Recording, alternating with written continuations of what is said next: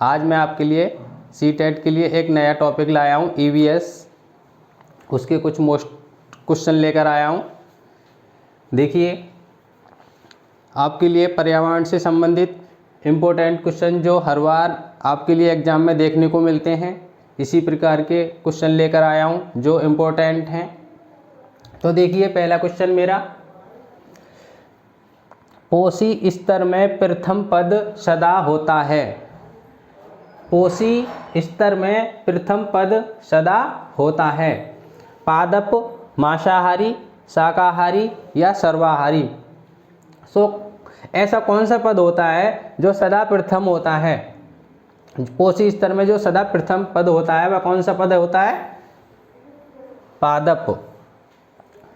पहले का सही उत्तर कौन सा है? पादप, ऑप्शन नंबर ए।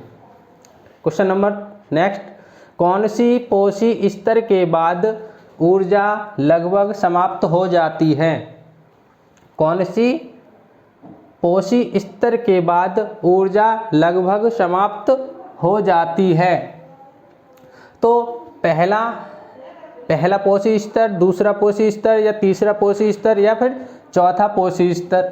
तो कौन सा पोषी स्तर है जो लगभग समाप्त हो जाता है? तो इसका उत्तर सही आपका होगा चौथा पोषी स्तर, जो पूरी तरह से लगभग समाप्त हो जाता है। तो दूसरे का सही उत्तर ऑप्शन नंबर डी होगा। क्वेश्चन नंबर 3, उत्पादकों के स्तर जीवों की संस्था कैसी होती है? उत्पादकों के स्तर जीवों की संस्था कैसी होती है? सबसे कम या सबसे ज़्यादा, सबसे अधिक, ना कम ना अधिक और शून्य। तो कौन सी संस्था ऐसी होती है उत्पादकों के स्तर में? तो बताइए, सबसे कम होती है या फिर सबसे अधिक होती है, ना कम होती है ना अधिक होती है या फिर शून्य होती है? तो इसका सही उत्तर आपका होगा सबसे अधिक। कौन सा उत्तर होगा इसका? सबसे अधिक। उत्पादकों के स्तर जीवों की संस्था सबसे अधिक होती है। नेक्स्ट क्वेश्चन देखिए, सबसे अधिक हानिकारक रसायन किस में संचित होते हैं? सबसे अधिक हानिकारक रसायन किस में संचित होते हैं? तो क्या कीट में होते हैं, क्या शेर में होते हैं, मानव में होते हैं या पौधे में होते हैं? तो सबसे ज़्यादा हानिकारक रसायन किस में संचित होते हैं? आपका सही उत्तर होगा इसमें मानव। मानव सही उत्तर होगा इसमें। मानव एक ऐसा प्राणी है जिसमें हानिकारक रसायन सबसे ज़्यादा संचित होते हैं। तो देखिए नेक्स्ट क्वेश्चन, फोर्थ का आंसर होगा आपका ऑप्शन नंबर सी, मानव। क्वेश्चन नंबर 5, निम्न में से कौन सी भौतिक प्रक्रमों का प्रभाव प्लास्टिक पर पड़ता है? निम्न में से कौन सी भौतिक प्रक्रमों का प्रभाव प्लास्टिक पर पड़ता है? तो ऊष्मा का पड़ता है, दाब का पड़ता है या फिर उपरोक्त दोनों का पड़ता है या फिर कोई नहीं। तो देखिए भौतिक प्रक्रमों का प्रभाव जो प्लास्टिक पर पड़ता है वो दोनों पर पड़ता है, ऊष्मा पर भी पड़ता है और आपका दाब पर भी पड़ता है। तो इसका कौन सा उत्तर होगा? ऑप्शन नंबर सी, उपरोक्त दोनों। ऑप्शन नंबर सी इसका सही उत्तर। और क्वेश्चन नंबर 6, निम्न में से कौन कृत्रिम सा परितंत्र है? निम्न में से कौन कृत्रिम सा परितंत्र है? अब इसमें पूछ रहा है जो मानव के द्वारा बनाया गया प्रक्रम पूछ रहा है, कृत्रिम ऐसा कौन सा परितंत्र है जो मानव के द्वारा बनाया जाता है? बगीचा या तालाब या वन या फिर झील?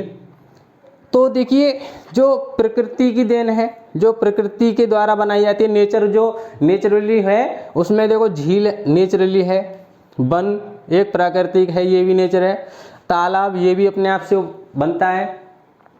तो देखिए इसमें जो मानव के द्वारा तैयार किया जाता है, जैसे कि कुछ मान लो 10-20 पौधे लगा दिए किसी के, मान लो एक आम के एक खेत में आम के 10-20 पौधे लगा दिए, तो उसमें वो एक बगीचा बन गया, तो वो कैसा हुआ, मानव के द्वारा कृत्रिम परतंत्र हुआ। तो क्वेश्चन नंबर 6 का कौन सा उत्तर होगा, ऑप्शन नंबर ए होगा। तो इसका ऑप्शन नंबर ए बगीचा। तो देखिए मेरा 7वां क्वेश्चन, निम्न में से कौन सा तत्व सूक्ष्म पोषक तत्व नहीं है। निम्न में से कौन सा तत्व सूक्ष्म पोषक तत्व नहीं है। तो क्या है, Mn, Zn या Cu या फिर N। तो देखिए आपका इसका सही उत्तर कौन सा होगा, ऑप्शन नंबर डी सही होगा, N।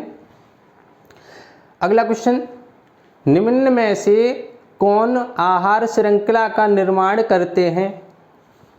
निम्न में से कौन आहार श्रृंखला का निर्माण करते हैं, घास, बकरी, मानव या फिर उपरोक्त सभी।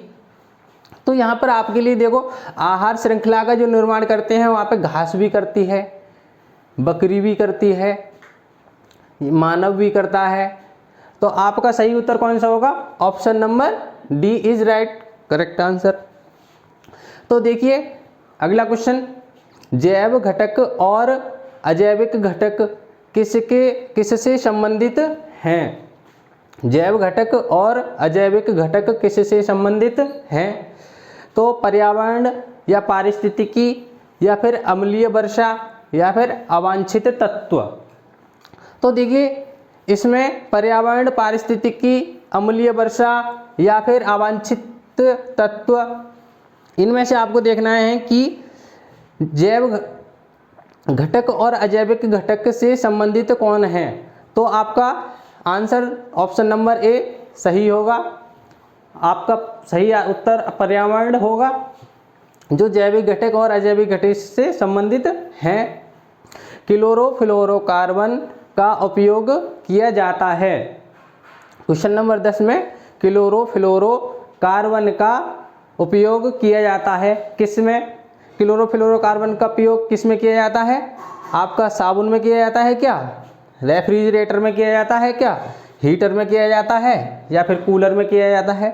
तो आप बताएं कि क्लोरोफ्लोरोकार्बन गैस जो होती है उसका किस में उपयोग किया जाता है। तो आपका जो उपयोग किया जाता है वो किस में किया जाता है, रेफ्रिजरेटर में। आपका सही उत्तर कौन सा होगा, ऑप्शन नंबर बी रेफ्रिजरेटर।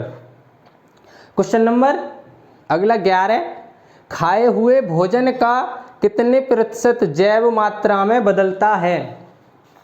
आप जो खाना खाते हैं, आपका जो खाना खाते हैं उसका कितना प्रतिशत जैव मात्रा में आपका बदलता है। तो उसी के आधार पर ये क्वेश्चन पूछा गया है कि कोई खाता है तो उसका कितना प्रोटीन उसके लिए मिलता है, कितने % उसके भोजन का लाभ मिलता है उसके शरीर में।